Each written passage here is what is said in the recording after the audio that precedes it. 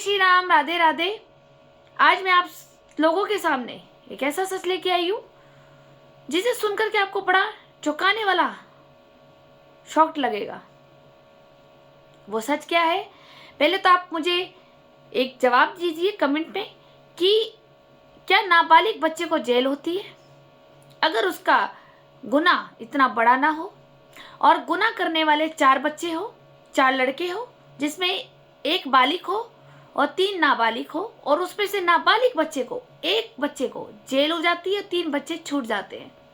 बालिग वाला बच्चा भी छूट जाता है जो मास्टर गेम होता है, और उसके बाद नाबालिग बच्चे को बंद किया जाता है, वो भी उस बच्चे को जिसकी घर में एक पावर, सत्ता, पुलिस डिपार्टमेंट से अच्छी पहुंच, राजनेता दल से अच्छी पहुंच और अच्छे रुतबे और अच्छे फाइनेंशियल उसकी और भी फैमिली बैकग्राउंड में हो, तो क्या उस बच्चे को जेल होएगी?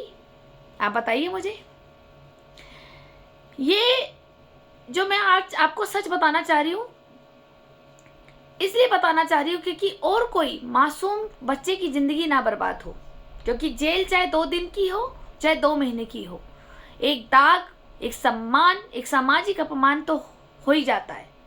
2 दिन की भी जेल होएगी तो भी एक पिता पे, हमारे दादा परदादा पे एक दाग लग जाता है, जो सामाजिक और समाज के लोगों के बीच में वो ठीक नहीं रहता, और उसी से ही उसका भविष्य खराब होने लग जाता है। वो बड़े होकर के कोई नौकरी, सरकारी नौकरी पे नियुक्त नहीं हो पाता, और जिसके कारण स्कूल हो, ट्यूशन हो, सामाजिक माहौल हो, रिश्तेदार हो, उनके बीच में एक अपमान होने का आपको एक दाग भी लग जाता है, पिता पे भी दाग लग जाता है और अपमानित किया जाता है, जिसके कारण सामाजिक व्यवहार के कारण हमारे को एक हीन भावना आने लग जाती है, क्योंकि वो हमें इसी नज़रों से देखने लग जाते हैं, जिसका भुगतान खुद बच्चा स्वयं करता है। बच्चा बहादुर होगा तो जी लेगा, और कुछ बच्चे तो आत्महत्या भी कर लेते हैं। ये गलती कहाँ हुई, आप ये मेरी पूरी वीडियो सुनिए, फिर बताइए कमेंट सेक्शन में गलती किसकी थी और कहाँ हुई। क्योंकि पुलिस विभाग से मैं अपने भाइयों से एक निवेदन करना चाहती हूँ, आप चाहें तो इस केस को रीओपन करें, दोबारा से जांच करें, क्योंकि जब गुनाह एक था, गलती एक थी, समय एक था, और एक ही गलती को करने वाले बच्चे 4 थे, जेल एक को हुई, और जेल कराने के बाद उस चौकी इंचार्ज का ट्रांसफर हो गया तुरंत। आखिर क्यों?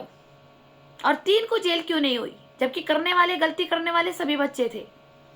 आखिर क्यों? और अगले ही दिन वो थाना इंचार्ज ने बिना जांच करे या जो भी किया है, उन्होंने उस बच्चे को जेल भेज करके तुरंत अपना ट्रांसफर करा लिया, वो यहाँ से चले गए थे। वो कौन सी चौकी थी और किसके साथ हुआ था, जानिए। मेरे साथ इस वीडियो को अंत तक सुने। इससे पहले जान लीजिए मैं कौन। मैं ईशा, पुत्री स्वर्गीय अशोक कुमार अरोड़ा जी की, हरिद्वार उत्तराखंड से आप सब लोग मेरी वीडियोस देख रहे हैं। मेरा क्या कसूर मेरी जिंदगी का सच, इसके लिए आप सभी को थैंक यू। और जो मेरे नए व्यूवर्स जुड़े, मैं उनको ये कहना चाहूंगी वो मुझे एफबी पर और यूट्यूब पर जाकर के सुने, फॉलो करें, लाइक शेयर करें, ताकि आप लोगों के ये काम आ सके, और आगे शेयर जिनको करोगे तो वो लोग भी ऐसे लोगों से सतर्क होंगे। वो बच्चा कौन था जानिए। जी हाँ, मैं ईशा बेरी, देव बेरी की चाची। ये देव बेरी को जेल हुई थी, कोरोना से पहले का टाइम था, 5-6 साल पहले ये हादसा हुआ इस बच्चे के साथ। क्या हुआ, कैसे हुआ, आप सुनिए इस वीडियो को, ध्यान से सुनिएगा और मुझे बताइए गलती किसकी थी। हुआ क्या था, देव बेरी 12-13 साल का था, 13 पूरा नहीं कर पाया था, 12-13 की उम्र में ये चल रहा था। इसके दोस्त बन गए और ये थोड़ा सा आवारा हो गया था, और ये आवारा बनाने का योगदान भी हमारी सासू माँ रूमा बेरी जी का था। ये क्या करती थी, पहले इसने स्कूटी की लगाई लत। जिस स्कूटी को ये बहू को हाथ लगाने नहीं देती थी रूमा बेरी जी, जिस स्कूटी को मेरे हस्बैंड ने खरीदा था, ठीक है, जिस हस्बैंड ने खरीदा था मेरे पैसों से, और फिर वो ही स्कूटी किसी और को सेल कर दी थी। मैंने यूट्यूब पर डाली है ये वीडियोस। तो उस स्कूटी को ये देव बेरी चलाने ले जाता था। दादी इसकी यानी रूमा बेरी जी, हमारी सासू माँ, इसको कभी किसी बहाने से भेजती थी, कभी किसी बहाने से भेजती थी अपनी स्कूटी पे। अब अपनी स्कूटी तो हम इनको ही कहेंगे ना, क्योंकि ली तो हमने थी, पर मालकिन हमारी रूमा बेरी जी थी, तो इन्होंने वो रोज उस बच्चे को स्कूटी देती थी, स्कूटी की लगा दी लत। कभी जाते स्कूटी पे बैठ के ये लिया, कभी ये लिया, कभी पेट्रोल डलवा ले, कभी इसका स्कूटी की सर्विस करा दे। ये इन्हीं को ही बोलती थी। 13 साल का बच्चा था, क्योंकि स्कूटी तो आजकल तो बच्चे पैदा होते ही चला लेते हैं, तो इसको अच्छी सी चलाने आती थी, जबकि नाबालिग था। घर को जो बर्बाद करता है घर का मुखिया करता है, जबकि ये नाबालिग था और ये चाहती थी कि इसको पुलिस पकड़े और ये जेल में जाए। इसका ये प्लान पहले से ही था, ताकि उसकी मानसिक प्रताड़ना और दर्द और पीड़ा उसके पिता गौरव बेरी जी झेले। इसकी मंशा यही थी। जब ये देखा ये यहाँ पे कोई पुलिस वगैरह नहीं पकड़ पा रही है, और 1-2 बार शायद पुलिस ने इसको रास्ते में डांटा है देव बेरी को कि भाई जब तुम नाबालिग हो तो तुम्हें स्कूटी नहीं चलानी चाहिए, लेकिन इस बच्चे को लग गई लत। और फिर उसके बाद क्या हुआ कि इसकी दादी ने इससे स्कूटी का अधिकार छीन लिया और इसको स्कूटी दी नहीं। अब बच्चे को तो लग गई ना लत। जब ये स्कूटी मांगने आता था तो स्कूटी नहीं देती थी, तो ये तिल तिल मिल मिल करती थी, जिसके कारण बच्चे ने अपनी एक ग्रुप ऑफ गैंग बनाई। बच्चों के साथ ग्रुप बन गया, जिसमें कि 2 लड़के और थे, 2-3 और थे, मतलब जो इसके ग्रुप बन गया तो 2 लड़के और थे, और एक इसमें बालिग लड़का जो था वो था हमारे गंगा विहार कॉलोनी के मेरे घर के सामने राजकुमार जी का लड़का मोनू निशांत शर्मा। वो लड़का बालिग था। अब राजकुमार जी और पलटू मनोहर के साथ तो मेरा कोर्ट केस चल रहा है। आपको मैंने काफ़ी वीडियोस डाली है कि किस तरह से किया है टॉर्चर। तो सासू माँ ने इन्वॉल्वमेंट किया मोनू निशांत शर्मा को कि इसकी ज़िंदगी बर्बाद करनी है देव बेरी की। अब देव तो 13 साल का बच्चा और ये मोनू मास्टरमाइंड 18 साल का बच्चा। अब एक दिन क्या हुआ, इनमें से चारों में से किसी का प्लान बना कि एक मल्टीपल चाबी बनाई जाए। मल्टीपल चाबी भी बनाई जिसने, वो देव बता सकता है, जो स्कूटी ठीक करते हैं। तो वो स्कूटी ठीक करने वाले ने मल्टीपल चाबी बना दी कि उसको कहीं भी आप स्कूटी पे लगाए तो वो स्कूटी खुल जाती है। जी हाँ, आप सावधान रहिए, आपकी भी स्कूटियाँ हैं, आप भी बाहर खड़े हो करते होंगे, घर के बाहर करते होंगे, गैलरी में, बालकनी में या कहीं भी रोड पे, तो आप ऐसे बच्चों से सावधान रहे। मैं ये नहीं कह रही हूँ कि आप देव बेरी से सावधान रहे, अब तो बच्चा सुधर गया है, सजा उसने खा ली है, लेकिन और भी जब वो स्कूटी ठीक करने वाले मल्टीपल चाबियां बना के दे देते हैं, उनके लिए सख्त कार्रवाई करे हमारी सरकार। इस तरह तो बहुतों की चाबियां बन जाएंगी, स्कूटी तो चोरी होगी होगी, फिर तो घर की ताले भी बन जाएंगे और घर में भी चोरियां और डकैतियां होंगी, बड़ी बड़ी कारें भी चोरी होंगी। इसलिए सरकार अलर्ट करे। तो इस तरह से आजकल मास्टरमाइंड बनने लगे हैं कि मल्टीपल चाबी बना दी, और वो मल्टीपल चाबी से उनको स्कूटी खोल करके वो चला करके अपना घूम फिर करके फिर वहीं आकर के लड़के रख देते थे। जानकारी में हमें यही मिला था। लेकिन उसके बाद हुआ क्या कि उसको पुलिस ने पकड़ लिया। इन चारों लड़कों को पुलिस ने पकड़ा, जिसकी स्कूटी कि इन्होंने, पुलिस ने बताया कि जिसकी स्कूटी चोरी हुई थी, वो हमें अगले दिन पता लगा कि वो स्कूटी जिसकी थी, वो स्कूटी का मालिक भी कंप्लेंट दर्ज कराने नहीं आया था। जी हाँ, वो खड़खड़ी का कोई आदमी था, और चौकी थी भीमगोड़ा चौकी। अभी तो हमने आपको बताई कि सप्तऋषि चौकी किसकी लगती है, रतन मणि डोभाल जी पत्रकार की, ओम प्रकाश अंकल जी की, और बड़ी कोतवाली किसकी लगती है, पालीवाल लोगों की। अभी बीच में भीमगोड़ा चौकी भी तो लगी, ये किसकी लगी, रूमा बेरी जी की, राहुल बेरी जी की। जी हाँ, ये मालिक है आगे चौकी के। हमारी सासू माँ तो जरा सी गलतियों पे चौकी भाग जाती है, वो भी रहती गंगा विहार कॉलोनी में, पर जाती कहाँ है, भीमगोड़ा शिकायत करने। बड़ी शौकीन नहीं है, चौकियों की माहिर है, क्योंकि इन्होंने तो मुझे बताया था कि पुलिस डिपार्टमेंट, पूरा पुलिस, पूरे वकील सब इनकी जेब में रहते हैं, एसपी डीएसपी सब इनकी जेब में रहते हैं, क्योंकि ये कहते हैं कि हम पुलिस वालों को खैरात बांटते हैं। अब ये पुलिस वाले बताएंगे इन्हें क्या खैरात इन्हें मिल रही है। तो हुआ क्या फिर उन पुलिस थाना इंचार्ज, चौकी इंचार्ज ने इन चारों बच्चों को किया जब्त और चौकी में बिठा लिया। हमारे पास कॉल आती है, देव के पापा यानी कि मेरे बीच वाले जेठ गौरव बेरी जी, राहुल बेरी जी तो बड़े जेठ है, बीच वाले जेठ जी का हमारे पास फ़ोन आता है कि इस तरह से देव को पुलिस उठा के ले गई है। हमारे ससुर तब जिंदा थे, विनोद बेरी जी। तो हम तुरंत भागे तो इधर से मम्मी भी वहाँ भागी। जब भागी तो वहाँ पर अच्छा रूप दिखाया, वो कहते हैं ना सांप जैसा रूप, वो दिखाया और हम अंदर पुलिस से मैं बात करने गई कि भाई आपने किस अपराध में इनको अंदर रखा है। तो मेरी सास उस वक्त मुझे बोली, ए अभी मैं मरीना में रूमा जिंदा है, तू बाहर चल, चल निकल। और वहाँ मेरे जेठ गौरव बेरी जी खड़े थे। मैंने कहा भैया आपने मुझे इसलिए बुलाया था कि मैं जलील हूँ। वो भी चुप हो गए अपनी माँ के आगे। माँ का उन्होंने सम्मान किया, मुझे अच्छा लगा। लेकिन जिस तरह से मेरी सासू माँ का एटीट्यूड था, और हमें ये भी लग रहा था कि देव बंद नहीं होगा, हो सकता, क्यों? क्योंकि उसके बड़े ताऊ जी राहुल बेरी जी की तो बहुत अच्छी पकड़ है पुलिस डिपार्टमेंट में। अच्छे एसपी, डीएसपी, डीएम, आईजी, वकील, प्रशासन और पालीवाल जी लोग, और हमारी सासू माँ जी की ओम प्रकाश अंकल से अच्छी थी। हमें कॉन्फिडेंस था कि चलो ये बच्चा बंद नहीं होगा, ये बच्चा बंद नहीं होगा, क्योंकि नाबालिग है, थोड़ा पुलिस डांट फटकार करके इसे भेज देगी, हमें ये लगा था। लेकिन हमें सोचा कि चलो हमारी सासू माँ इस निपटारे को निपटा देगी। जब इतनी पकड़ वाली पहुंच वाली औरत है तो ये अपने पोते को बंद नहीं होने देगी, क्योंकि इसने बचपन से पाला है, उसको बचपन से पाला है देव बेरी को अपने हाथों से। ठीक है, तो हुआ क्या कि मैं जब बोलूँ तो मुझे बाहर कर दिया मेरी सासू माँ ने कि तू चौकी से बाहर जा, और गौरव भैया को बोला अगर ये बोलेगी तो मैं उठ के जा रही। मैं नहीं चाहती थी कि मामला खराब हो जाए।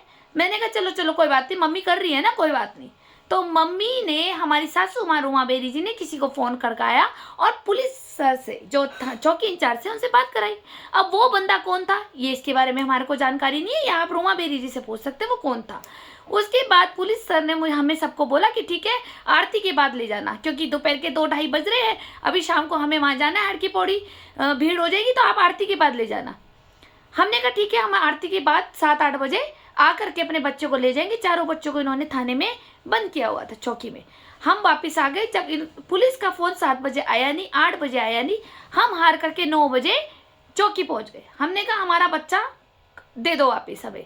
तो देखा खाली देव बेरी अंदर बंद था और उसकी थोड़ी सी पिटाई करी हुई थी पुलिस ने, और ये तीनों लड़के छोड़ दिए थे, जिसमें 2 लड़के भी छूटे और ये बालिग भी छूटा, राजकुमार का लड़का निशांत शर्मा।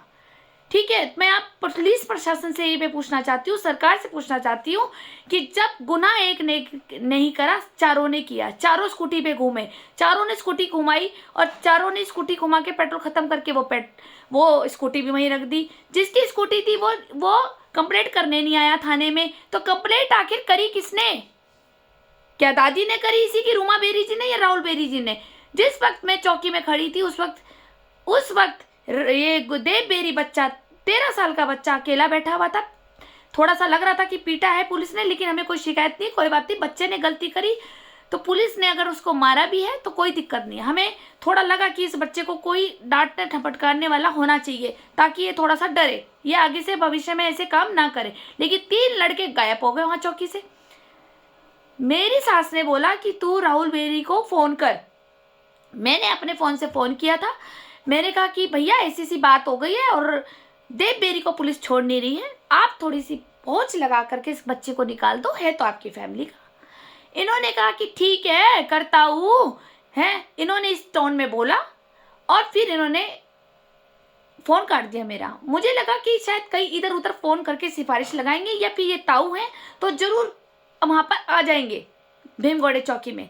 लेकिन जब मैंने 10 मिनट बाद कॉल लगाई तो इनका स्विच ऑफ हो गया। जी हाँ, इनका राहुल बेरी जी का स्विच ऑफ हो गया। मैं इनसे पूछना चाहती हूँ, अगर वो देव बेरी की जगह अगर यश बेरी होता तो ये तो आसमान में पढ़ लेना देते कि मेरे बेटे को छोड़ दो। लेकिन भाई का बच्चा बंद कराया गया, छोटे भाई का।